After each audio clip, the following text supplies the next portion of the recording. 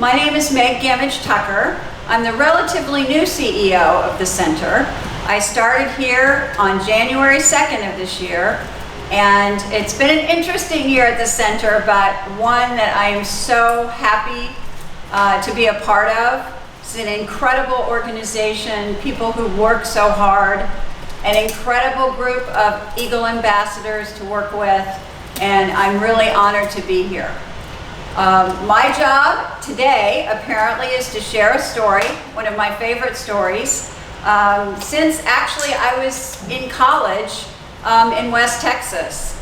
I went to Texas Tech University and I had the pleasure of going to Indian Market in Santa Fe for many years.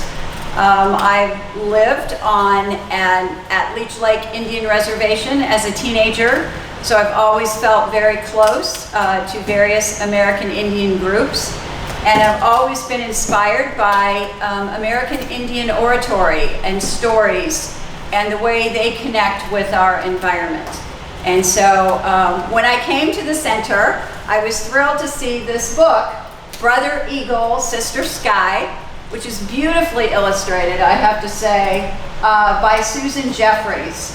And it is a story of Chief Seattle of the Suquamish, which is a northwestern Indian group.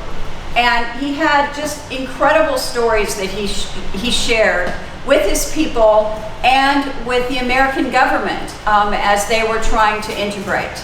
So this story, Brother Eagle and Sister Sky, seemed to be the perfect one for me to share with our Eagle ambassadors today. I hope you enjoy it as much as I do. In a time long ago that nearly all traces of it are lost in the prairie dust, an ancient people were part of the land that we love and call America. Living here for thousands of years, their children became the great Indian civilizations of the Choctaw, the Cherokee, the Navajo, the Iroquois, and Sioux, among so many others.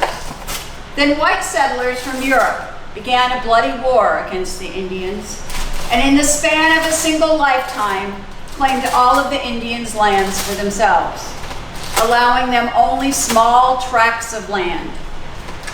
When the last of the Indian wars were drawing to a close, one of the bravest and most respected chiefs of the time of the Northwest nations, Chief Seattle, sat in a white man's table to sign a paper presented by the new Commissioner of Indian Affairs. The government in Washington, D.C. wished to buy the land of Chief Seattle's people. With a commanding presence and eyes that mirrored the great soul that lived within, the chief rose to speak to the gathering in a resounding voice.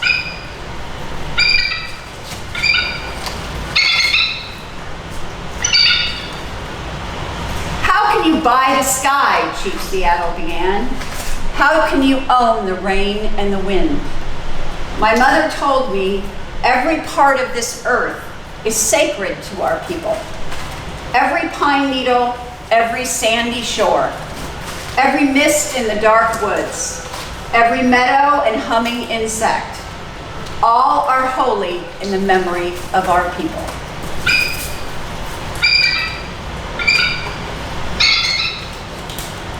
My father said to me, I know the sap that courses through the trees, as I know the blood that flows through my veins.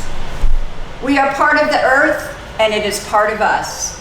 The perfumed flowers are our sisters.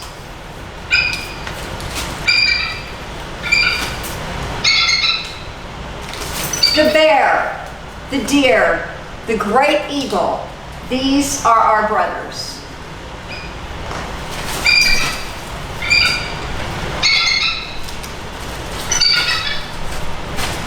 The rocky crests, the meadows, the ponies, they all belong to the same family.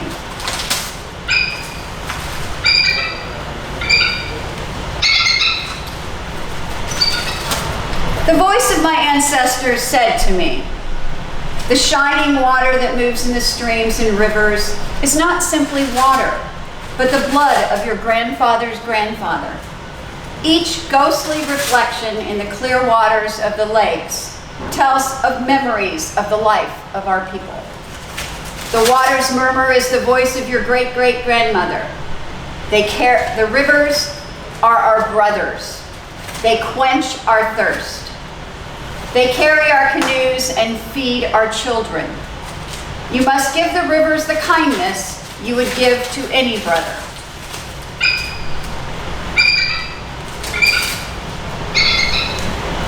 The voice of my grandfather said to me, the air is precious. It shares its spirit with us all, the life it supports. The wind that gave me my first breath also received my last sigh. You must keep the land and air apart and sacred. It is a place where one can go to taste the wind that is sweetened by the meadow flowers.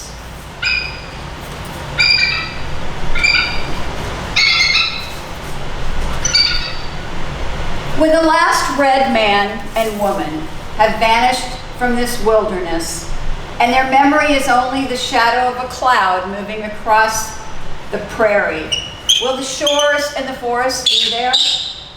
Will there be any of the spirit of my people left? My ancestors said to me, this we know. The earth does not belong to us. We belong to the earth.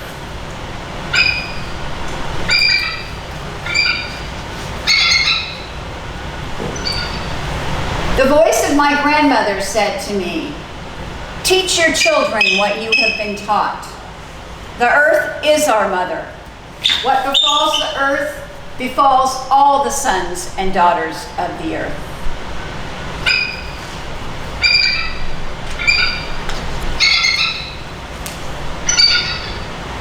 Hear my voice and the voice of my ancestors, Chief Seattle said. The destiny of your people is a mystery to us. What will happen when the buffalo are all slaughtered, the wild horses tamed? What will happen when the secret corners of the forest are heavy with the scent of many men? When the view of the ripe hills is blotted by talking wires, where will the thicket be? Gone. Where will the eagle be? Gone. And what will happen when we say goodbye to the swift pony and the hunt? It will be the end of living and the beginning of survival.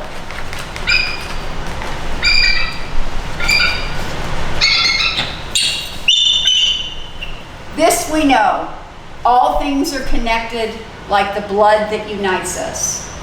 We did not weave the web of life, we're merely a strand upon it. Whatever we do to the web, we do to ourselves.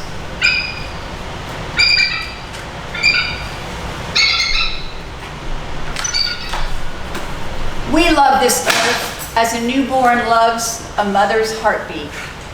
If we sell you our land, care for it as we have cared for it, hold in your mind the memory of the land as it was when you receive it.